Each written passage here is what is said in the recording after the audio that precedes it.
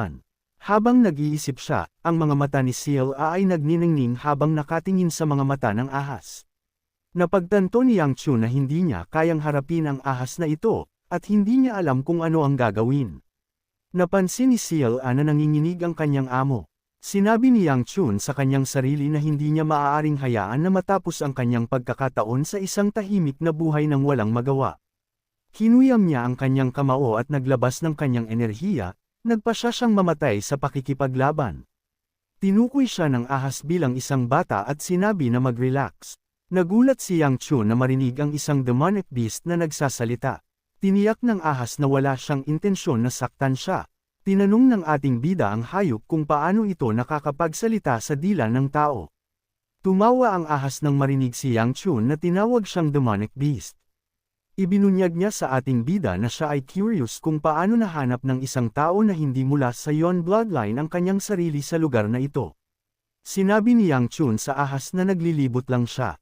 Mukhang may napansin ang ahas, at tinanggap niya ang paliwanag ng ating bida.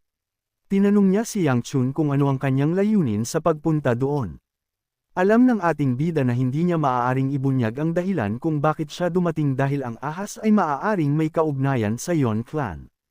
Tinukoy niya ang ahas bilang mister at sinabi na napunta lang siya doon nang hindi sinasadya.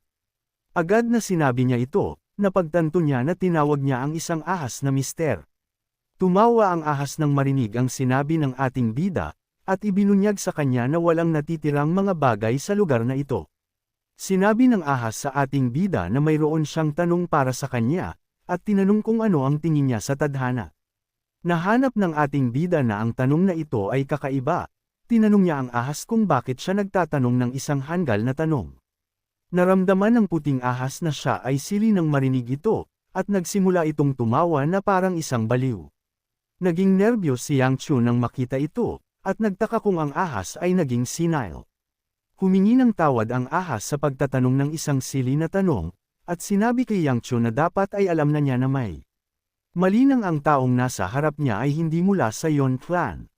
Napagtanto niya na ang yon clan ay pumanaw na. Nagtaka ang ahas kung bakit siya nakaramdam ng panghihinayang para sa mga bagay na maglalaho, at nagtaka kung bakit siya nagtiis. Ang ating bida ay hindi interesado sa sinasabi ng ahas. Nang may ngiti sa kanyang mukha, sinabi niya sa ahas na aalis na sila ngayon. Sa sandaling sinabi niya ito, nagtapon ang ahas ng isang orb sa kanya. Tinanong ni Yang Chun kung para saan ito. Sinabi ng ahas na tanggapin niya ito bilang kabayaran para sa pakikipaglaro sa isang matandang lalaki. Sinabi niya sa ating bida na mas mabuti para sa orb na mapunta sa kamay ng isang taong nakilala niya. Napagtanto ni Yang Chun na hindi ito isang demonic stone. Bago pa niya ito kunin, sinabi ng ahas na ang isang tao na tulad niya ay mas mahusay na makakapagtaglay ng bagay na ito sa kanyang sarili kaysa sa iba. Kinuha ng ating bida ang orb, at tinanong ang ahas na ipaliwanag kung ano ang kanyang ibig sabihin.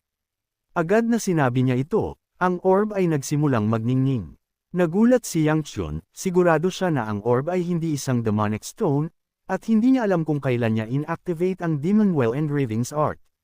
Napansin ng ating bida na iba ang kanyang pakiramdam mula sa oras na sinipsip niya ang isang demonic stone. Sinubukan niyang kontrolin ang enerhiya sa kanyang kamay. Habang nahihirapan siya, inilagay ni CLA ang kanyang kamay sa kanyang likod. Nagulat si Yang Chun na makita ito. Bago pa siya makapagsalita, nawalan siya ng lakas. Nahulog siya sa lupa at nawalan ng malay. Nang tumayo si CLA, tinanong ng ahas kung siya ay nasiyahan. Ang ating dalaga ay nababalot ng isang natatanging enerhiya, ang kanyang aura ay nararamdaman na iba, at sinabi niya sa ahas na hindi ito isang bagay ng kasiyahan. Pinayuhan siya ng ahas na ilagay ang kanyang aura. Ipinaliwanag niya sa kanya na ang isang malakas na aura ay magdudulot ng isang bagay na mas masahol pa kaysa sa pagkahilo. Sinabi ng ating dalaga na alam na niya ito. Tinukoy ng ahas si CLA bilang isang tao na alam na marami na siyang binaluktot na mga bagay. Tinanong niya kung ito ang kanyang pinili. Tinanong ng ating dalaga ang ahas kung hindi niya maintindihan ang kanyang desisyon. Ibinunyag ng ahas sa kanya na mas masama ang pakiramdam niya para sa kanya dahil naiintindihan niya. Tinanong ni CLA kung bakit ibinigay niya ang kanyang mahalagang kristal sa isang tao na kakikilala pa lang niya. Habang dahan daw ang nawawala ang kanyang katawan, sinabi ng ahas sa ating dalaga na ito ay isang pagbabago lang ng mood. Ipinaliwanag niya na walang mas malungkot kaysa sa paghihintay sa isang tao na hindi darating. Sinabi niya na nagpasya siyang hayaan ang mga bagay na mangyari. Naramdaman ni CLA na masama ang kanyang pakiramdam habang pinapanood ang ahas na nawawala. Tinukoy niya ito bilang emptiness of faith. Inilagay ni CLA ang kanyang kamay sa ulo ni Yang Chun. Sinabi niya na ang pagtingin sa kanya ay nagpapalimot sa kanya ng mga bagay tulad ng emptiness of faith. Tinukoy niya siya bilang isang regretful man. Napansin niya na natatakot si Yang Chun na mawala ang pangalawang buhay na nakuha niya, ngunit nanindigan pa rin siya upang protektahan siya. Ang aksyon na ito ay talagang nakaantig sa ating dalaga, at ang kanyang mga mata ay napuno ng luha. Habang umiiyak siya, may nagtanong sa kanya na ibalik ang isang bagay. Humingi ng tawad si CLA sa tao, at sinabi na maghintay pa sila ng kaunti. Sinabi niya na delikado pa rin. Agad na sinabi niya ito, lumabas ang lalaki mula sa pinagtataguan. Napagtanto niya na naramdaman na ni CLA ang kanyang presensya, at tinanong siya kung kailan niya nalaman ito. Ibinunyag ng ating dalaga na hindi mahirap makilala ang presensya ng isang imbecile na gumagawa ng maruming trabaho ng Namgang clan. Naiinis ang lalaki na marinig ito. Hindi siya makapaniwala na pumasok si CLA at Yang Chun sa bundok at gumapang sa mga kakaibang lugar na tulad nito. Mas nagulat siya na makita na ang kanyang young master ay natalo sa isang tao na tulad ni Yang Chun na napagod mula sa paglalakbay dito. Ibinunyag ng lalaki kay CLA na inutusan siya na alagaan ang mga bagay ng tahimik. Tiniyak niya na hahayaan niya siyang umalis kung ibibigay niya sa kanya ang ating bida. Sa sandaling sinabi niya ito, inilagay niya ang kanyang espada sa tabi ng kanyang leeg. Mukhang hindi nagulat si CLA. Tinanong niya ang lalaki kung ito ba ang kagustuhan ng Namgang clan o ng Hangul na pinagsisilbihan niya. Naiinis ang lalaki na marinig ito, tinukoy niya siya bilang bitch at sinabi na huwag insultuhan ang kanyang young master. Itinaas ni CLA ang kanyang kamay at hinawakan ang dulo ng kanyang talam. Naniwala ang lalaki na gusto ng ating dalaga na gumanti. Bago pa siya makagawa ng anuman, nakita niya ang isang maliwanag na gintong ilaw. Nang tumingin siya sa ibaba, nakita niya ang kanyang kamay sa sahig. Mabilis siyang nagsimulang sumigaw. Sinabi ni CLA na manahimik, tumayo siya at pinalibutan ang kanyang sarili ng mga espada na nilikha niya gamit ang kanyang enerhiya. Ang kanyang buhok ay naging ginto rin. Lumingon siya at sinabi sa kanya na huwag gisingin si Yang Chun mula sa kanyang pagtulog. Nagbago ang eksena at dinala tayo ilang oras na ang nakalipas. Nakikita natin si Chunjun sa kanyang kama, tinatali ng bastardo, ang kanyang sirang kamay gamit ang mga bendahe. Ibinagsak niya ang kanyang kamay sa kama sa galit. Sinabi niya sa kanyang sarili na nanalo si Yang Chun sa pamamagitan ng paggamit ng isang murang trick. Itinaas niya ang kanyang kamay, hindi siya naniwala na posible para sa isang walang kwenta na talunin siya. Sa sandaling naisip niya ito, nakaramdam siya ng malaking sakit sa kanyang braso. Mabilis niyang hinawakan ang braso, at tinawag ang kanyang bodyguard na si Machiel. Ang lalaki ay nasa kwarto kasama niya, at hiwalay siya kay Chunjun sa pamamagitan ng isang kurtina. Sinagot ng lalaki ang tawag ng kanyang amo. Itinaas ni Chunjun ang kanyang ulo at itinulak ang kanyang buhok pabalik, nang may galit na tingin sa kanyang mukha, tinanong niya ang lalaki kung ano ang gagawin. Ibinunyag ni Machiel sa kanyang amo na si Muyon ay mas malakas kaysa sa inaasahan nila. Sinabi niya na hindi nila siya kayang alagaan. Gayunpaman, si Yang Chun ay kasalukuyang gumagalaw ng walang kanyang bodyguard. Sinabi ni Machiel sa kanyang amo na ito ang kanilang pinakamahusay na pagkakataon. Ngumiti si Chunjun nang marinig ito. Pinaalalahanan niya ang lalaki na palagi siyang nagtitiwala sa kanya. Sinabi niya na dalhin sa kanya muli ang mabuting balita. Pinaalalahanan ni Machiel ang kanyang amo na si Yang Chun ay miyembro pa rin ng Gu Clan. Tinanong niya kung gaano siya kalayo dapat pumunta. Nang may nakakatakot na ngiti sa kanyang mukha, sinabi ni Chunjun kay Machiel na kunin ang buhay ni Yang Chun para sa kanyang balikat. Sinabi niya na ito ay isang patas na trade. Hinawakan ng lalaki ang kanyang espada at sinabi sa kanyang amo na naiintindihan niya. Nagbago ang eksena at ibinalik tayo sa kasalukuyan. Nakikita natin si Machiel na nanginginig sa harap ni CLA. Nang may nanginginig na tono sa kanyang boses, tinanong niya ang kanyang pagkakakilanlan. Pagkatapos mag-isip tungkol dito, sinabi ni Ciel-A na hindi niya kailangan na malaman kung sino siya. Tinanong ni Machiel kung bakit siya nagtatrabaho bilang isang maid. Sa sandaling tinanong niya ang tanong na ito, isa pang ilaw ang sumabog sa tabi niya, ang kanyang isa pang kamay ay nahulog nang mangyari ito. Nagsimulang sumigaw si Machiel. Sinabi ni Ciel-A na hindi siya interesado sa pagkuha ng mga tanong. Habang nakatingin kay Yang Chun, sinabi ng ating dalaga na wala na siyang sapat na oras. Napagtanto ni Machiel na kailangan niyang tumakbo habang si Ciel-A ay nakatitig kay Yang Chun. Dahan-dahan siyang tumayo, mabilis siyang lumingon at nagsimulang tumakbo. Alam niya na mayroon lang siyang isang pagkakataon upang makatakas. Naniwala siya na kailangan niyang bumalik sa kanyang angkan upang mabuhay.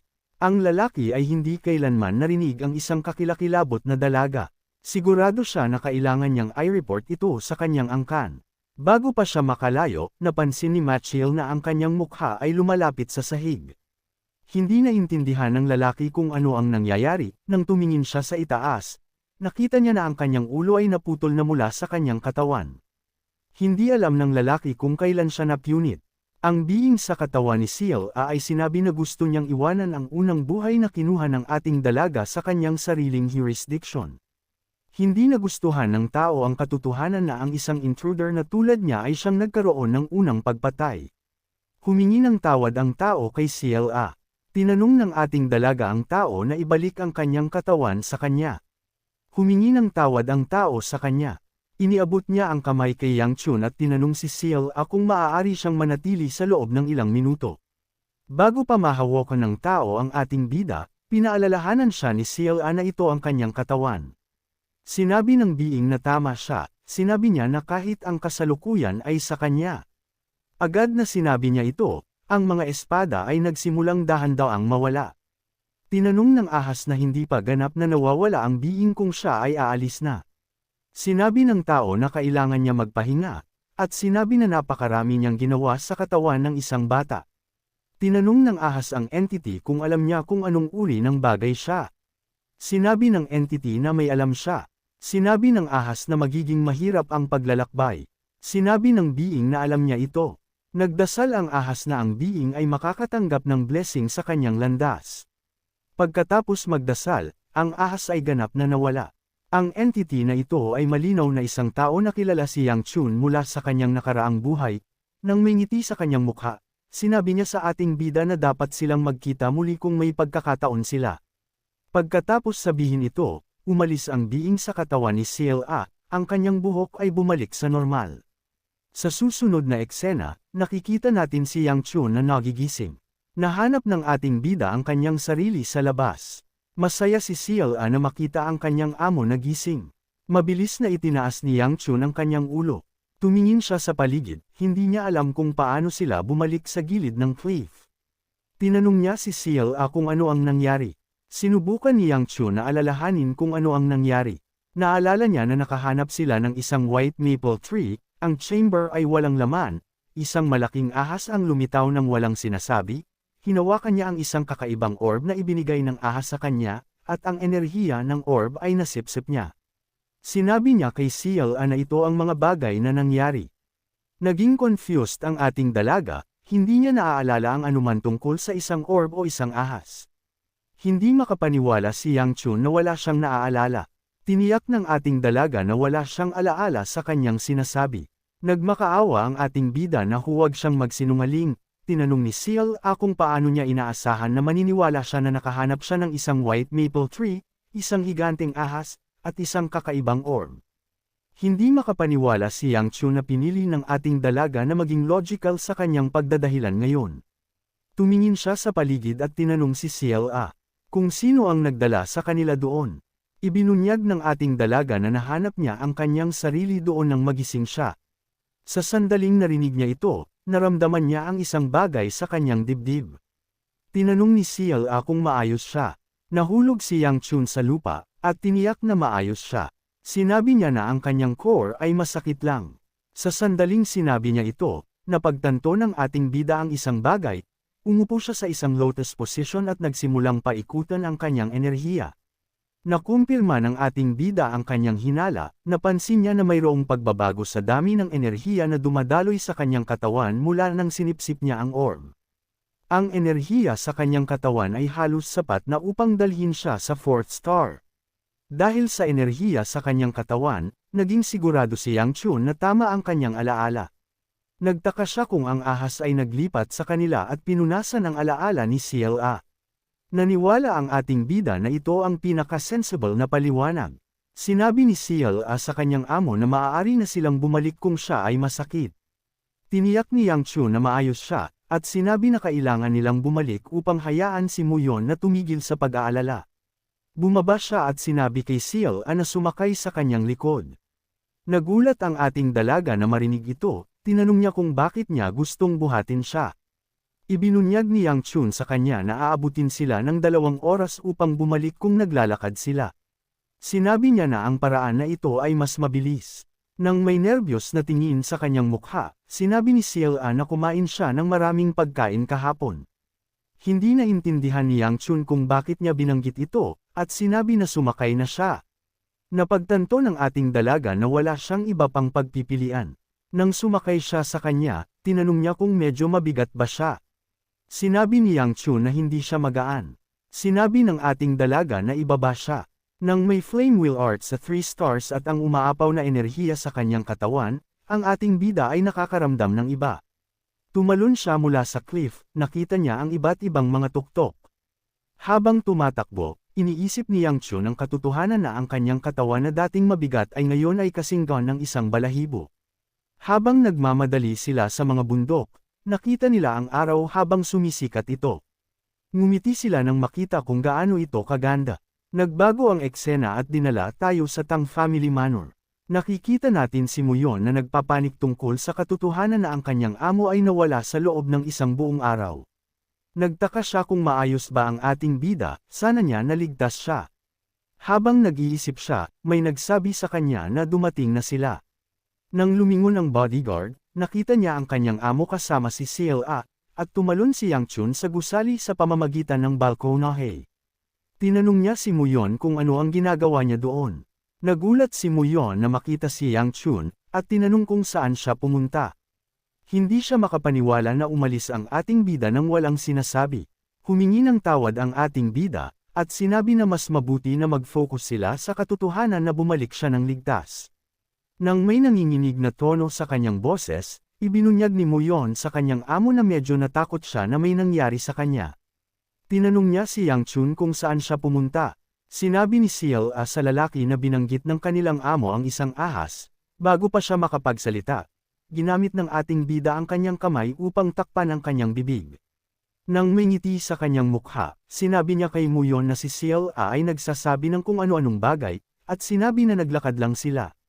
Tinanong ng bodyguard ang kanyang amo kung ano ang nangyari sa kanya. Sinabi ni Yang Chun na isang stroke of luck lang, at nagulat siya na napansin ng kanyang bodyguard ang pagbabago sa kanyang enerhiya. Naalala niya na si Muyon ay nasa dulo ng pagiging isang first-rate martial artist. Lumingon ang ating bida, tinanong niya si Muyon kung bakit siya nakaramdam ng 2 pang tao sa kanyang kwarto. Hindi alam ng bodyguard kung paano sisigot. Nang tumingin si Yang Chun sa kanyang kwarto, nakita niya si So Yeol at Bia na kumakain. Naging flustered si So Yeol nang makita siya. Si Bia ay patuloy lang na kumain, tinanong ng ating bida si So Yeol kung hinihintay niya siya. Pinaalalahanan niya si Bia na nangako siyang hindi na siya abalahin muli. Nang may nerbiyos na tingin sa kanyang mukha, sinabi ni So Yeol na hindi niya siya hinihintay. Habang ngumunguya ng kanyang pagkain, sinabi ni Bia na hindi niya siya inaabala. Hindi nagustuhan ni Yang Chun ang katotohanan na nandoon sila, tinanong niya kung ano ang dahilan kung bakit sila dumating. Sinabi ni Bia na pumunta siya upang magpaalam, sinabi rin ni So Yeol ang parehong bagay. Habang nag-uusap sila, tumakbo si CLA sa kanilang mesa at nagsimulang kumain ng kanilang pagkain. Nagulat si Yang Chun na marinig ang kanilang dahilan, tinanong niya si Bia kung nandoon din ang kanyang kapatid. Ayaw ng ating bida na makisali sa bastardo. Sinabi ni Bia na hindi siya dumating. Ayon sa dalaga, sinabi ng kanyang kapatid na hindi na babalik si Yang Chun nang sabihin niya sa kanya na gusto niyang bisitahin ang ating bida. Hindi naintindihan ni Yang Chun kung bakit sasabihin ni Chunjun ito. Hindi niya alam kung ano ang nangyari kay Machiel. Itinuro ni Bia ang kanyang mga chopstick sa ating bida at tinanong kung ano ang nangyari sa kanya. Nagulat si Yang Chun na napansin niya, at sinabi na may nangyari lang. Agad na narinig niya ito, naglabas si Bia ng kanyang enerhiya, at sinabi kay Yang Chun na makipagdulo sa kanya. Inilagay ng ating bida ang kanyang kamay sa kanyang bodyguard at sinabi na pakiramdam niya ay mahihilo siya mula sa sobrang pagsasanay. Nagulat si Muyon na makita ito, hindi niya alam kung ano ang ginagawa ng kanyang amo. Nang tumingin si Yang Chun sa kanyang mga mata, naintindihan niya ang kanyang mga intensyon. Tinulak ng lalaki ang dalawang dalaga sa labas, sinabi niya na kailangan ng kanyang amo na magpahinga. Bago umalis, kumuha si Soyeol ng isang papel. Sinabi niya na ito ay ang invitation sa Tang Weapon Exhibition sa susunod na taon. Sinabi niya kay Yang Chun na maaari siyang pumili na pumunta kung gusto niya. Tinanggap ni Yang Chun ang imbitasyon. Nang may ngiti sa kanyang mukha, sinabi niya na magkikita sila sa susunod na taon. Talagang nagdasal ang ating bida na hindi na siya pumunta dito muli. Nang may flustered na tingin sa kanyang mukha, sinabi ni Soyeol na huwag maling isipin ang mga bagay, at sinabi na gusto lang niya na maging maayos ang kanilang mga pamilya. Habang naglalakad kasama ang kanyang kaibigan, ibinunyag ni Soyeol sa kanya na nag-aalala siya para kay Yang Chun. Sinabi niya na hindi niya kailanman inaasahan na magiging maayos siya. Nagsimulang mamula si Bia nang marinig ito. Napansin ni Soyeol ang tingin sa mukha ng kanyang kaibigan, at medyo nag-aalala siya. Nang may nerbiyos na tingin sa kanyang mukha, tinanong ng dalaga si Bia kung gusto niya si Yang Chun. Tinanong ni Bia ang kanyang kaibigan na ipaliwanag kung ano ang kanyang ibig sabihin ng gusto. Nagulat si Soyeol na marinig ito, at nagsimulang magsalita ng kung ano-anong bagay. Mabilis niyang nakuha ang kanyang composure at sinabi sa kanyang kaibigan na huwag mag-alala tungkol dito. Tinanong ni Bia ang kanyang kaibigan tungkol sa kanyang sariling imbitasyon. Ibinunyag ni Soyeol na ibinigay niya talaga sa ating bida ang imbitasyon na para sa kanya. Humingi siya ng tawad sa dalaga para sa kanyang ginawa, napagtanto niya na dapat ay naghanda. Siya ng dalawang imbitasyon. Hinaplos ni Bia ang kanyang ulo at tiniyak na ayos lang ito. Ang aksyon na ito ay nagpasaya kay Soyeol, at nagpasalamat siya kay Bia at sinabi na siya ang pinakamahusay. Naglakad ang dalaga pasulong at sinabi sa kanyang kaibigan na kukuha siya ng masarap na poison upang bumawi sa kanyang pagkakamali. Hindi naintindihan ni Bia kung bakit niya kukuha ng lason. Bago pa makalakad ang dalaga sa kanyang kaibigan, isang dark energy ang lumitaw sa harap niya. Hindi nagulat si Bia na makita ang enerhiya na ito, sa halip ay pinagsama niya ang kanyang mga kamay at sinabi sa kanyang sarili na kaya niyang tiisin ito. Nang may ngiti sa kanyang mukha, sinabi ng dalaga na sila ni Yang Chun ay magkikita sa lalong madaling panahon. Sa susunod na eksena, dinala tayo sa isang malaking gusali. Nakikita natin si Chunjun na nakaluhod sa harap ng isang lalaki na mukhang kanyang ama. Pinaalalahanan ng lalaki ang kanyang anak na sinabi lang niya na alagaan ang kanyang kapatid na babae. Hindi siya makapaniwala na nawalan si Chunjun ng isa sa kanyang mga gwardya. Sinabi niya sa kanyang anak na siya ay medyo immature. Naiinis si Chunjun na marinig ito, hindi niya naintindihan kung bakit hindi bumalik si Machiel. Nagtaka siya kung nabigo ang lalaki sa misyon. Ayaw ng batang lalaki na maniwala na mabibigo ang lalaki dahil siya ay isang top-rate warrior, hindi niya naintindihan kung bakit hindi bumalik ang gwardya. Tinawag ng patriarch ang kanyang anak, itinaas ni Chunjun ang kanyang ulo. Sa sandaling ginawa niya ito, naglabas ang lalaki ng kanyang enerhiya, at ang kanyang enerhiya ay ridiculously powerful. Si Chunjun ay halos hindi makapanatiling may malay. Sinabi ng kanyang ama na hindi siya disappointed sa kanya dahil natalo siya sa isang, walang pangalan na bata, o dahil ginamit niya ang mga killing strike sa isang spar. Sinabi niya na disappointed siya dahil hindi siya makapaglinis ng maayos. Hindi makapagsalita si Chunjun sa kanyang ama. Naglakad ang lalaki sa tabi niya. Ibinunyag niya na hindi niya siya sisisihin. Sinabi niya na kailangan niyang ikulong ang kanyang sarili para sa solitary training sa Jade Gold Gallery. Habang humihinga ng malakas, tiniyak ng batang lalaki sa kanyang ama na naiintindihan niya. Agad na sinabi niya ito, kinuha ng patriarch ang kanyang enerhiya. Habang nahihirapan si Chunjun na huminga, Sinabi ng kanyang ama na kalimutan ang insidente. Nagulat ang batang lalaki na marinig ito. Tinanong niya ang kanyang ama na ipaliwanag kung ano ang kanyang ibig sabihin. Ang patriarch ay masama ang tingin sa kanyang anak ng may malamig na tingin. Tumungo si Chunjun nang makita ang tingin sa mukha ng kanyang ama. Ipinaliwanag ng lalaki sa kanyang anak na maiintindihan niya kapag naging pinuno siya ng angkan. Sinabi niya na huwag hawakan ng Gu clan hanggang sa dumating ang oras na iyon. Ibinunyag niya kay Chunjun na maaaring maging in-law sila sa Gu clan. Sinabi ni Chunjun sa kanyang ama na naiintindihan niya, agad na sinabi niya ito, ganap niyang naintindihan ang sinasabi ng kanyang ama. Nagbago ang eksena at dinala tayo sa Gu clan. Sinabi ni Yang Chun sa second elder na ulitin ang kanyang sinabi. Ibinunyag ni Ryan sa kanya na ang kanyang marriage partner ay naayos na. Tinanong ng ating bida ang elder kung nagbibiro siya. Pinaalalahanan niya na sinira lang nila ang kanilang kasunduan sa kasal sa Pang clan. Sinabi ng second elder na narinig niya na ang kasal ay kinansela dahil nang gulo siya. Tinanong ni Yang Chun ang elder kung bakit ang taong nanggulo ay nakakakuha ng isa pang fiancé. Tinanong siya ni Ryan kung balak niyang mabuhay ng mag-isa sa buong buhay niya. Hindi naintindihan ni Yang Chun kung bakit ang usapan ay napunta doon. Ibinunyag ng second elder na siya ang gumawa ng mga connections. Sinabi niya kay Yang Chun na tanggapin na lang. Pagkatapos umalis ng second elder, tinanong ni CLA ang kanyang amo kung siya ba talaga ay magkakaroon ng fiancé. Tinanong ni Yang Chun ang dalaga kung naniniwala ba siya sa kanya. Tiniyak niya na ang demented old man ay naglaliko lang sa kanila. Ang kakaibang bagay ay hindi alam ni CLA kung ano ang ibig sabihin ng fiancé, nag-aalala lang siya ng walang dahilan. Lumapit si Muyon sa kanyang amo, at ibinunyag na nagsasabi ng totoo ang second elder. Nagulat si Yang Chun na marinig ito. Ipinaliwanag ni Muyon sa kanyang amo na pumunta siya upang mag-report tungkol sa kanilang paglalakbay sa Sichuan, ngunit ang buong angkan ay nagchismis na tungkol sa kanyang bagong fiancé. Hindi makapaniwala si Yang Chun na may chismis tungkol sa kanya na hindi niya alam. Sigurado ang ating bida na narinig na ng karamihan sa mga angkan kung paano siya kumilos kay Pang Awi.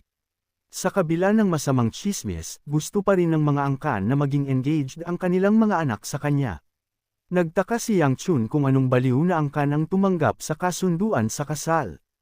Pumunta siya upang makilala ang second elder. Tinanong niya kung anong angkan ang kanyang magiging fiancé at kung sino ang makikipag-engage sa kanya. Ngumiti si Ryan nang marinig ito, at sinabi sa ating bida na huwag siyang magulat. Ang unang salita na binanggit ng lalaki ay Nam. Nagulat si Yang Chun na marinig ito, at sumali siya sa elder upang kumpletuhin ang salita. Sinabi nilang dalawa ang Namgang clan sa parehong oras. Sinabi ni Ryan sa ating bida na gusto niya siyang sorpresahin. Walang pakialam si Yang Chun dito, tinanong niya ang elder kung ano ang dahilan kung bakit gusto ng Namgang clan na maging engaged ang kanilang mga anak sa kanya. Alam ng ating bida na isa sa mga anak na babae ng Namgang clan ay dapat na tumanggap sa engagement para mangyari ito. Habang nag-iisip, napagtanto ni Yang Chun ang isang kakaibang bagay, pinaalalahanan niya ang second elder na ang Namgang clan ay mayroon lang isang anak na babae. Sinabi ni Ryan na tama siya, at sinabi na makikilala sana niya ang kanyang fiancé sa Tang Weapon Exhibition. Agad na alam ni Yang Chun kung sino ang makikipag-engage sa kanya, at hindi alam ng ating bida kung paano mag-react. Sinabi ni Yang Chun sa elder na hindi niya maaaring pakasalan ang baliw na beach. Sinabi ni Ryan na huwag tawagin ang kanyang magiging fiancé na baliw na beach. Ibinunyag niya na ang pinuno ng angkan ang gumawa ng desisyon. Sinabi niya na makilala ang kanyang ama. Sinabi niya na mayroon siyang mas mahalagang sasabihin sa kanya. Nagulat si Yang Chun na mayroong mas mahalaga kaysa sa kanyang kasal.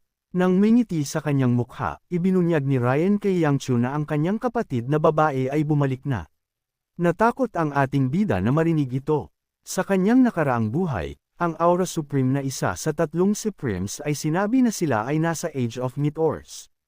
Ayon sa kanya, habang ang mga bituin ay tumutusok sa langit at nahuhulog sa lupa, mas maraming mga henyo ang lilito araw-araw. Sinabi ng Aura Supreme kay Yang Chun na ipinanganak siya sa maling era. Sinabi niya na bagaman mayroon siyang talento, ito ay walang halaga kumpara sa kanyang kapatid na babae.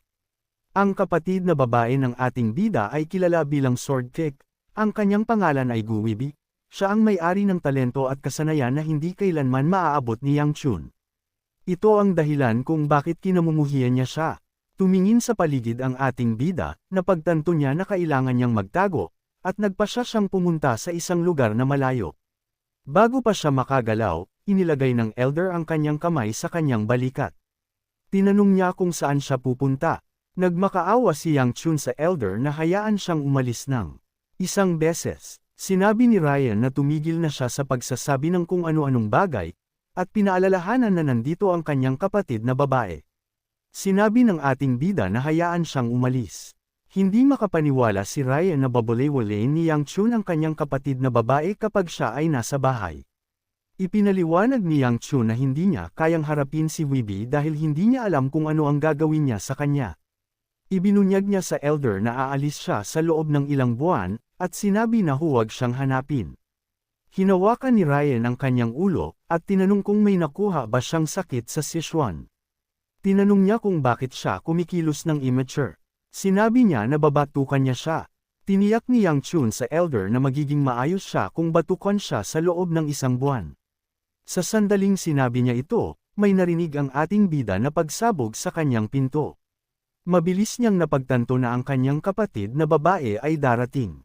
Sinunog ng dalaga ang mga bagay sa kanyang landas.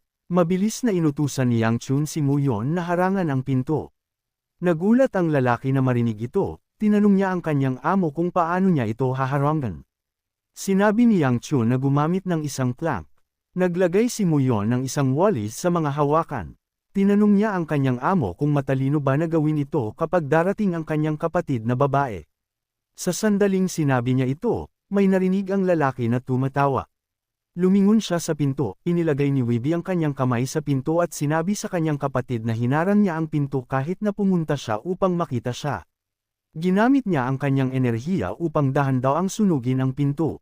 Nagulat si Muyon na makita ito, nakita niya ang kanyang mata sa isa sa mga butas na ginawa niya. Ginamit ni Weibie ang kanyang enerhiya upang hipan ang pinto palayo, at si Muyon ay pinalipad din. Nang may ngiti sa kanyang mukha, sinabi niya sa kanyang kapatid na siya ay bastos. Nagulat si Yang Chun na makita ang kanyang ginawa, inilagay ni Ryan ang kanyang kamay sa balikat ng ating bida bago pa siya makagawa ng anuman. Sinabi ni Weibie sa kanyang kapatid na kailangan niyang batiin siya. Sinabi lang ng ating bida na hello. Sinabi ng dalaga na masaya siya na makita siyang maayos. Tinanong niya kung bakit ang kanyang mga tuhod ay upright. Nagulat ang ating bida na marinig ito, mabilis siyang lumuhad nang lumapit siya sa kanya. Hinaplos niya ang kanyang ulo at tinawag siyang good boy. Tumawa si Ryan nang makita ito. Yumuko si Weibie at binati siya. Sinabi ng elder na palagi siyang masaya na makita ang magkakaibigang magkapatid. Nagtaka si Yang Chun kung bulag ba siya. Sinabi ni Ryan kay Weibie na narinig niya na ginagawa niya ng maayos ang trabaho bilang pinuno ng Sword Squad. Ngumiti siya at sinabi na pinupuri siya ng sobra. Sinabi niya na maayos ang mga bagay dahil ang mga miyembro ng squad ay masisipag. Walang pakialam si Yang Chun sa kanilang sinasabi, gusto lang niyang tumayo. Ito ang dahilan kung bakit ayaw niyang makilala si Weibie. Tinanong ng dalaga ang kanyang kapatid kung ano ang mali sa kanyang ginawa. Sinabi ni Yang Chun na hinaranggan niya ang pinto at sinubukan niyang tumakas. Tinanong ni Weibie kung sinubukan niya ba talagang tumakas. Napagtanto ng ating bida na nagkamali siya, ang kanyang kapatid na babae ay hindi kailanman alam ang katotohanan na sinubukan niyang tumakas. Tinanong niya si Weibie kung siya ba ay nasa gulo dahil natalo niya si Yonso. Nagulat si Weibie na marinig ito, hindi siya makapaniwala na natalo niya si Yonso. Napansin ni Yang Chun na nagulat ang kanyang kapatid na babae, tinanong niya kung may ginawa ba siyang ikinagalit niya. Hinawakan ng dalaga ang kanyang ulo at sinabi na ito ay ang kanyang engagement. Nang may nakakatakot na tingin sa kanyang mukha, tinanong ni Weibie ang kanyang kapatid kung bakit hindi siya ang unang nakakaalam tungkol sa kanyang engagement. Tinanong niya kung bakit siya nagiging engaged nang walang kanyang pahintulot. Ibinunyag ni Yang Chun na narinig niya lang ito ngayon, at tinanong kung bakit niya kailangan ang kanyang pahintulot upang maging engaged. Nagsimulang saktan ni Weibie ang kanyang ulo, at sinabi na lumaki na siya para makipag-usap ng ganoon. Tumawa ang second elder habang pinapanood si Yang Chun na binubugbog. Tinawag ng ating bida si Muyon para sa tulong. Nagmakaawa ang bodyguard na magkaroon ng awa. Tinitigan siya ni Weeby nang may nakakakilabot na tingin sa kanyang mga mata. Naitupi si Muyon nang makita ang tingin sa kanyang mga mata, at sinabi na gawin niya kung ano ang gusto niya. Binalot ni Weeby ang kanyang kamay ng kanyang enerhiya. Sinabi niya sa kanyang kapatid na tuturuan niya siya ng ilang asal muli. Nagmakaawa si Yang Chun na maghintay. Hinawakan ni Sila ang kanyang kamay bago pa siya makasuntok. Ang dalawa sa kanila ay nagulat na makita ito. Sinabi ni Yang Chun sa kanyang kapatid na huwag gumawa ng anuman. Ipinaliwanag niya na ang ating dalaga ay isang servant na nagsimula palang magtrabaho doon, at sinabi na si Sila ay walang alam. Sinabi ng ating dalaga kay Weeby na hindi niya maaaring saktan ang kanyang amo. Binitawan ni Weeby ang kanyang kapatid, binalot niya ang kanyang katawan ng kanyang enerhiya, at ang kanyang enerhiya ay medyo malaki. Nagulat si Yang Chun na makita ang kanyang ginawa. Tinanong ni Weeby ang kanyang kapatid kung sino ang humahawak sa kanyang kamay. Ipinaliwanag ng ating bida na si Sila ay isang bagong servant, at sinabi na patawarin si Sila para sa kanyang pagkakamali. Nagtipon si Weeby ng mas maraming enerhiya nang marinig niya ito. Nagulat si Yang Chun na makita ito, mabilis siyang tumayo. Gusto niyang pigilan ang kanyang baliw na kapatid na gumawa ng isang bagay na baliw. Sa pagkagulat ni Sila, tinanggal ng dalaga ang kanyang enerhiya at hinawakan ang kanyang mga pisngi. Maingat niyang hinayla ang mga ito, at nagulat din ang ating bida sa kanyang ginawa. Sinabi ni Weeby sa kanyang kapatid na ang mga pisngi ni Sila ay kasing lambot ng kanilang hitsura. Sinabi niya na nabuhay sila sa kanyang mga inaasahan. Hindi makapaniwala si Yang Chun na naglabas siya ng ganoong karaming enerhiya para lang hawakan ang pisngi ng ating dalaga. Sinabi ni Weeby sa kanyang kapatid na hindi niya binanggit na mayroon siyang alipin na tulad ni Sila. Sinabi niya na ibigay sa kanya ang ating dalaga. Sinabi ni Yang Chun na hindi niya ito magagawa. Nahanap ni Weeby na ito ay kawili-wili. Sinabi niya na hindi niya inaasahan na ang kanyang mahal na kapatid na normal na nagbibigay sa kanya ng lahat ay tatanggi. Sinabi niya na hindi niya sinabi sa kanya na tumayo. Bumalik ang ating bida sa kanyang mga tuhod at humingi ng tawad.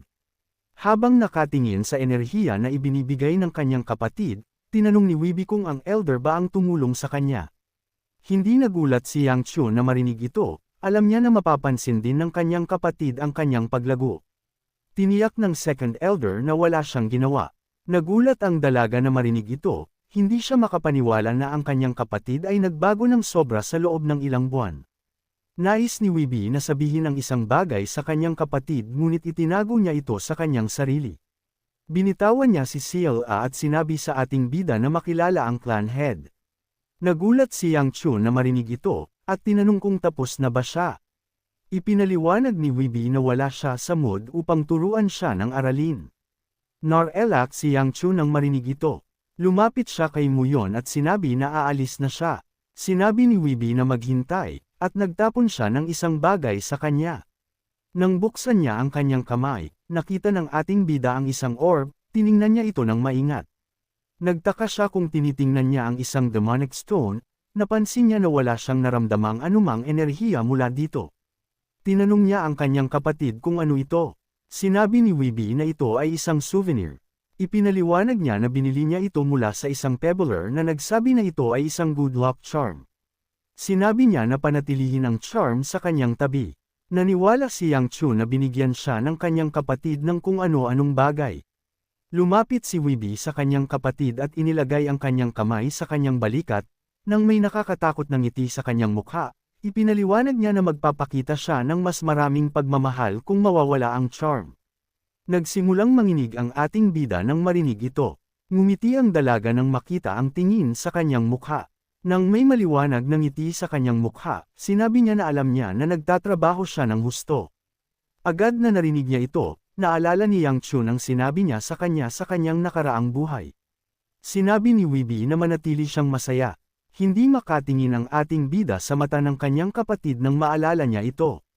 Pagkatapos umalis ng kanyang kapatid, tinanong ni Weeby ang elder kung wala ba talaga siyang ginawa. Tiniyak ni Ryan na siya ay innocent.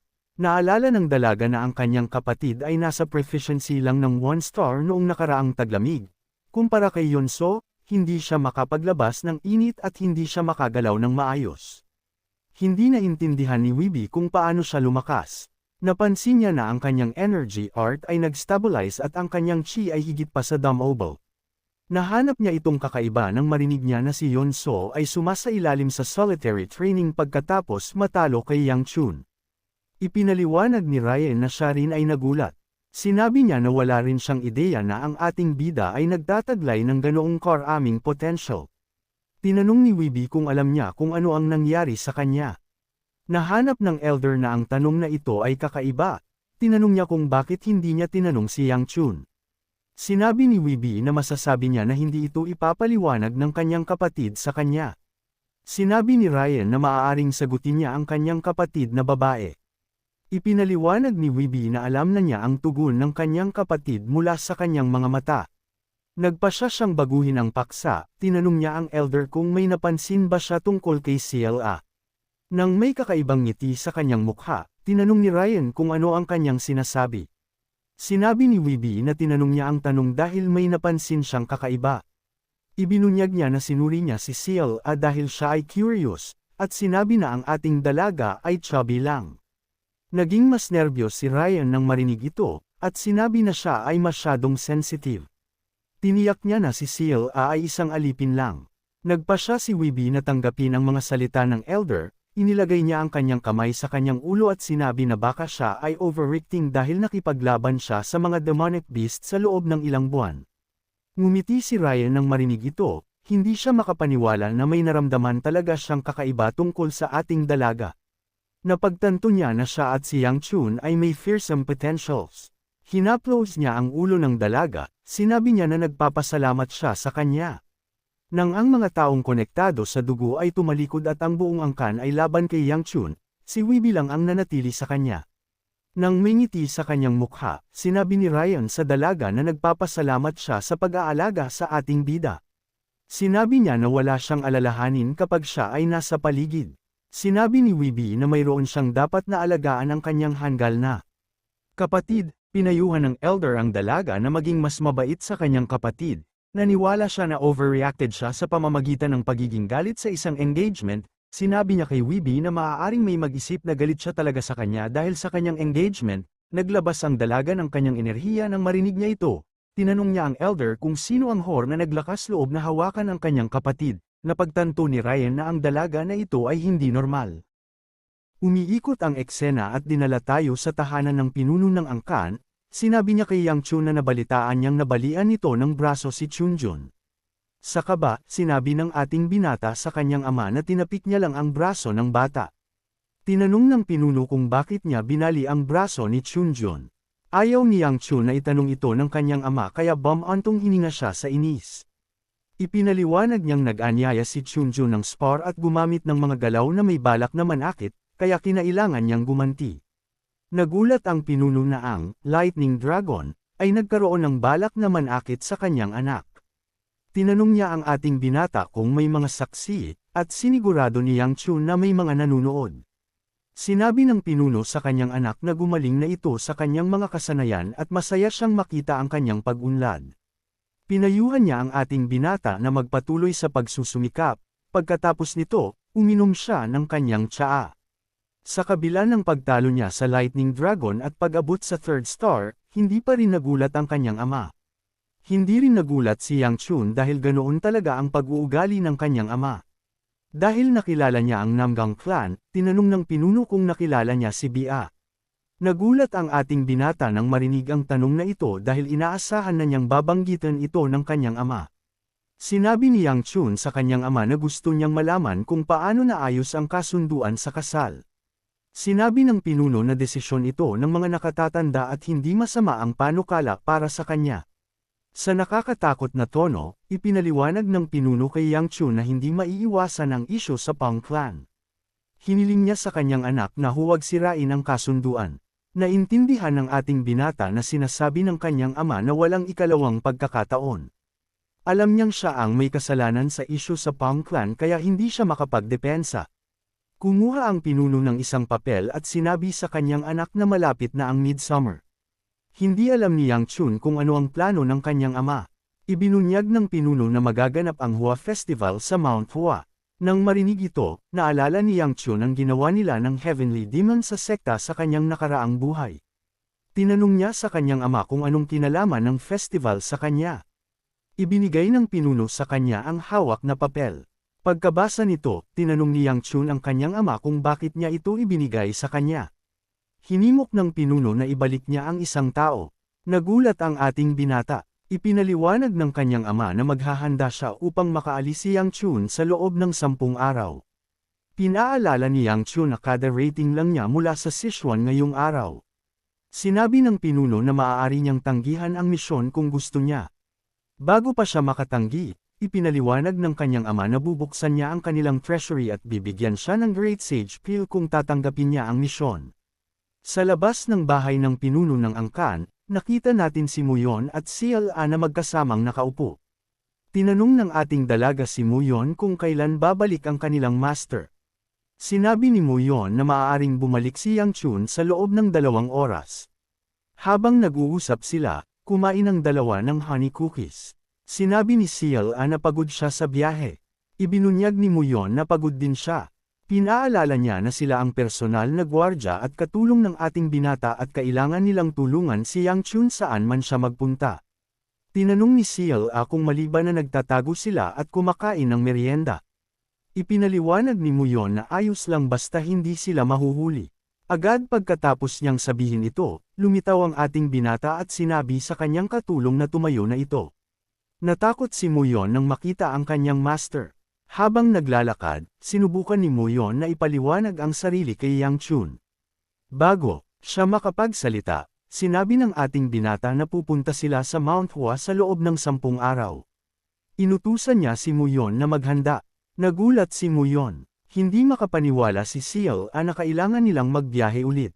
Sinabi niyang pagod siya. Ibinunyag ni Yang Chun na galing ang utos sa pinuno ng angkan at sinabi niya sa dalaga na kausapin ang kanyang ama kung may isyu siya. Tinanong ni Muyon ang dahilan ng kanilang biyahe. Ibinunyag ni Yang Chun na gusto ng kanyang ama na ibalik si Yonso. Pagdating niya sa kanyang tarangkahan, maingat na lumingon si Yang Chun sa paligid at nakahinga ng maluwag nang makitang umalis na ang kanyang kapatid at ang ikalawang nakatatanda. Pagpasok sa kanyang silid, pinag-isipan ni Yang Chun ang mga nangyayari. Nasa Sichuan ang mga Namgang at bumalik ang kanyang nakatatandang kapatid. Inakala niyang magkakaroon siya ng pahinga. Ngunit ngayon ay kailangan niyang pumunta sa Mount Hua. Masyadong malaki ang stress para sa kanya kaya nagpasya siyang laktawan ng hapunan at matulog. Sa gabi, nakita nating natutulog si Yang Chun. May nakatayo sa tabi niya, may hawak na bote ng alak at isang dumpling. Itinaas ng tao ang dumpling at sinabing, "Dumplings." Dahan-daang iminulat ng ating binata ang kanyang mga mata nang marinig ang boses na ito.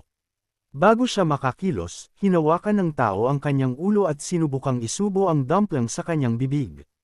Nagsimulang magpumigla si Yang Chun. Ang taong ito ay ang kanyang kapatid na si Weeby. Sinabi ni Weeby sa kanyang nakababatang kapatid na hindi ito dapat lumaktaw ng hapunan dahil lumalaki pa ito. Habang isinusubo ang dumpling, inutusan ni Weeby ang ating binata na nguyain ito. Nakawala si Yang Chun sa kanyang hawak at umurong. Tinanong niya kung bakit nasa kanyang silid si Weeby. Tinanong ni Weeby ang kanyang kapatid kung hindi ba siya pinapayagan sa silid nito. Sinabi ng ating binata na hindi, at pinaalalahanan siya na silid niya ito. Nakangiti, sinabi ni Weeby na ibig sabihin ay silid din niya ito. Tinanong ni Yang Chun kung lasing ba ito. Pinakita ni Weeby ang bote ng alak at sinabing malapit pa lang siyang malasing. Ipinaliwanag niya sa kanyang kapatid na nag-alala siya dahil hindi ito nagpakita sa hapunan. Sinabi niyang dinala niya ang dumpling para sa kanya at hiniling na tigilan na ang pagtrato sa kanya ng malamig. Sinabi niyang nalulungkot na siyang magpapakasal ito sa isang Namgang skank. Nagulat si Yang Chun at tinanong kung bakit niya binanggit ito. Naiinis si Weeby, tinanong niya ang kanyang kapatid kung gusto ba nito si Bia ng husto na mabulunan ito pag binabanggit ang pangalan niya. Tinanong niya kung mas gusto ba ni Yang Chun si Bia kaysa sa kanya. Sinabi ng ating binata na itabi muna ang mga walang kwentang sinasabi nito kapag lasing na siya. Uminom ang dalaga ng alak at sinabing malaki ang sakripisyo niya sa pagpapalaki dito. Tinanong ni Yang Chun kung pwede siyang malasing sa labas. Tinanong ni Weeby ang kanyang kapatid kung ano ang sinasabi nito. Nakangiti, hiniling niya dito na matulog sila ng magkasama ngayong gabi. Umikot si Yang Chun at sinabing pwede siyang matulog sa loob at siya ang matutulog sa labas. Sinabi ni Weeby na ang lamig nito. Pinaalalahanan ng ating binata na lumagpas na sila sa edad na pwede silang matulog ng magkasama. Sinabi ni Weeby na isa pa rin itong bata para sa kanya. Ininom niya ang maraming alak sa isang lagok at sinabing napakasarap nito. Sinabi ni Yang Chun na umalis na siya kapag natapos na siyang uminom. Habang nakatingin sa buwan, tinawag niya ang kanyang nakababatang kapatid at tinanong kung gusto ba nitong mag-go at eat. Tinanong ni Yang Chun ang kanyang kapatid na ulitin ang sinabi dahil baka nagkamali siya ng pandinig. Inulit ng dalaga ang sinabi. Nalaman ng ating binata na tama ang narinig niya. Napansin niyang lasing talaga ang kanyang kapatid para magsalita ng ganitong kabalbalan. Sinabihan niya itong bumalik na sa kanyang silid. Tinanong ni Weeby kung sigurado ba siya. Tinanong ni Yang Chun kung anong sinasabi niya. Tinuro ng dalaga si Yang Chun, inilagay ang kamay sa kanyang dibdib, at sinabing, ang kanyang enerhiya, ang tinutukoy niya. Ipinaliwanag ni Weeby sa kanyang kapatid na hindi niya alam ang paraan nito sa pag-eensayo. Ibinunyag niya na ang malaking enerhiya na inilagay nito sa sarili ay hindi nasisipsip at maaaring masaktan siya dahil dito. Nang marinig ito, napagtanto ni Yang Chun na hindi pa lubusang nasisipsip ang enerhiya mula sa orb. Naintindihan niyang hindi kayang tanggapin ng isang hindi paganap na lumaki na katawan ang lahat ng enerhiyang iyon. Ipinaliwanag ni Weeby na kailangan niyang ilabas agad ang enerhiyang ito. Mabilis na naintindihan ni Yang Chun na nag-aalok ang kanyang kapatid ng spore para matulungan siya. Bumaba si Weeby mula sa kanyang kama at sinabing hindi iyon ang dahilan kung bakit nag-anyaya siya ng spore. Nakangiti, ibinunyag niyang gusto lang niya itong bugbugin. Nagulat ang ating binata at hindi maintindihan kung bakit hindi normal ang kanyang mga kapatid. Sa susunod na eksena, nakita natin si Weeby na nag-iinat habang may hawak na wooden sword. Sinabi niya na matagal na siyang hindi nakikipaglaban sa kanyang kapatid. Napansin niyang walang hawak na sandata ang kanyang kapatid at tinanong kung hindi ba ito gagamit ng espada. Sinabi ni Yang Chun na hindi na siya gumagamit nito. Nagulat si Weeby dahil gumagamit ang kanyang kapatid ng espada kamakailan lang. Naisip niyang baka nagsawa na ito sa sandata at naisip niyang sobrang yabang nito. Itinaas niya ang kanyang espada at tinanong kung hindi ba ito aatake. Nag-pose si Yang Chun at pinaalalahanan ng kanyang kapatid na ang spore ay para ilabas ang kanyang enerhiya. Nakangiti, sinabi ni Weeby na sisiguraduhin niyang hindi siya mamamatay at sinabi na huwag siyang mamangka. Agad pagkasabi nito, lumitaw si Yang Chun sa tabi niya. Mabilis na naramdaman ng dalaga ang kanyang presensya. Sinuntok ng ating binata ang kanyang tiyan na nagpa-atras sa kanya. Bago pa siya makabalik sa balanse, lumitaw ulit ang ating binata sa tabi niya. Binalutan niya ang kanyang kamao ng malaking enerhiya at ginamit ito para tamaan si Weeby. Dahil sa atake, lumipad siya. Dahil sa alikabok sa training ground, hindi makita ng ating binata si Weeby. Tinawag niya ito para tanungin kung ayos lang ba siya. Nang marinig ang kanyang boses, nagsimulang tumawa si Weeby. Isang malaking apoy ang sumambulat sa training ground, sobrang laki ng apoy. Lumabas si Weeby mula sa apoy na nababalutan ng apoy. Sa nakakatakot na ngiti, sinabi niya sa kanyang kapatid na hindi ito masama. Hindi makapaniwala si Yang Chun na nasa 5th star pa rin ang kanyang kapatid. Sigurado siyang mas malaki ang kapangyarihan na ito kaysa sa 5th star. Mas nagulat siyang ayos lang si Weeby matapos siyang tamaan ng kanyang all-out attack. Natakot ang ating binata at sinabi sa kanyang kapatid na tapusin na ang spore. Sinabi ni Weeby sa kanyang kapatid na tigilan na ang mga walang kwentang sinasabi. Humakbang siya at kumalat ang kanyang apoy sa entablado. Kinailangan ni Yang Chun na gamitin ang kanyang mga kamay para harangin ang enerhiya nito. Habang nagpupumiglas siya, lumitaw ang kanyang kapatid sa tabi niya at sinabing magsisimula pa lang ang saya. Ginamit niya ang kanyang espada para tamaan ang mga kamay nito, na nagpalipad sa kanya. Naitulak siya sa labas ng entablado. Hindi alam ng ating binata kung anong mangyayari kung hindi niya hinarang ang atake. Bago pa siya makabalik sa balanse, ibinato ng kanyang kapatid ang espada sa kanya. Nagawa ni Yang Chun na iwasan ang atake sa pamamagitan ng paggalaw ng kanyang ulo. Sumabit ang espada sa isang pader. Nang itaas niya ang kanyang ulo, nakita niya ang kanyang baliw na kapatid na papalapit sa kanya. Tumawa ang dalaga na parang baliw. Natakot ang ating binata nang makita itong papalapit. Binalutan ni Weeby ng kanyang enerhiya ang kanyang paa at ginamit ito para umatake. Halos hindi maarang ni Yang Chun ang atake, ngunit hindi siya binigyan ni Weeby ng pagkakataong magpahinga. Nagsimula itong umatake ng mas matindi. Halos maiwasan ni Yang Chun ang bawat tama dahil sa takot. Hinawakan ni Weeby siya hanggang sa pader at lumapit sa kanyang espada na nakasabit doon. Kinuha niya ang espada at binalutan ito ng kanyang enerhiya. Nagmadali siyang umatake kay Yang Chun. Itinigil niya ang espada bago pa ito makatama sa kanyang kapatid. Kinabahan si Yang Chun nang makita ito. Hinawakan niya ang buhok nito at mas hinigpitan ang hawak sa espada. Sinabi niya na isara ang kanyang bibig kung ayaw niyang mawala ang kanyang panga. Natakot ang ating binata nang marinig ito. Umiikot ang eksena at nakita natin ang isang taong nagbabasa ng sulat na nagsasabing makikipagkita ang isang tao sa kanyang fiancé. Ang pinuno ng angkan ng Namgang ang nagbabasa ng sulat. Sa kaba, sinabi ng isang lalaki sa pinuno ng angkan na iniwan ng kanilang young niece ang sulat at tumakas mula sa manor. Nainis ang pinuno nang marinig ito. Itinabi niya ang sulat at inutusan ang lalaki na ibalik agad siya. Sa susunod na eksena, nakita natin ang isang magsasaka na nag-aani ng kanyang mga pananim. Itinapon niya ang unang yam na kinuha niya sa lupa at sinabing hindi ito mabebenta.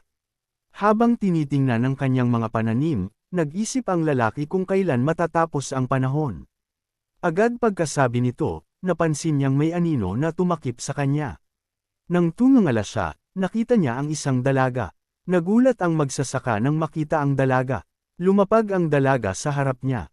Nang makita niya ng malinaw ang mukha nito, naisip niyang isa itong anghel. Ang dalaga ay si Bia. Tinawag ng baliw na dalaga, ang lalaki. Nagulat ito na marunong siyang magsalita. Tinanong niya kung anong direksyon papuntang Shanxi. Itinaas ng lalaki ang kanyang kamay at itinuro ang isang direksyon. Sinabi niya na nasa silangan ng Shanxi mula doon. Nang marinig ito, nagpasalamat si Bia sa lalaki at nagsimulang tumakbo. Nakakatuwa, tumakbo siya sa ibang direksyon. Napansin ng magsasaka na may iniwan si Bia sa lupa. Nag-iwan ang dalaga ng isang silver ingot para sa kanya. Hindi makapaniwala ang magsasaka. Ang silver ingot ay sapat na para pakainin ang kanyang pamilya sa loob ng buwan. Nagpasalamat siya sa anghel para sa ganoong kabaitan. Hindi lang niya maintindihan kung bakit siya tumakbo patungong kanluran imbes na silangan. Umiikot ang eksena at nakita natin ang matatanda na nakikipag-usap kay Hyogon. Sinabi niya na ang kanluran ay kung nasaan ang Mount Hua. Ibinunyag niya na narinig niyang nasa Mount Hua ang Divine Doctor. Tinanong niya ang Sword Supreme kung anong gagawin niya. Nagulat si Hyogon na umalis na ang Divine Doctor sa Anhui papuntang Mount Hua. Alam na niya na ang Divine Doctor ay isang taong nawawala na parang hangin, kaya hindi ito nananatili sa isang lugar. Hindi lang niya inaasahan na pupunta ang Divine Doctor sa Mount Hua Sect. Hindi alam ni Ryan kung bakit hinahanap ng Sword Supreme ang Divine Doctor. Ibinunyag niya na hindi pa kumpirmado ang impormasyon at sinabi na sumunod siya kay Yang Chun para tingnan ito mismo. Ipinaliwanag ng matanda kay Hyogon na masyadong mabilis para ibunyag niya ang kanyang pagkakakilanlan matapos ang marami niyang ginawang pagtatago. Napagtanto ng Sword Supreme na tama ang matanda. Alam niya na hindi matalino na ibunyag ang kanyang pagkakakilanlan ngayon.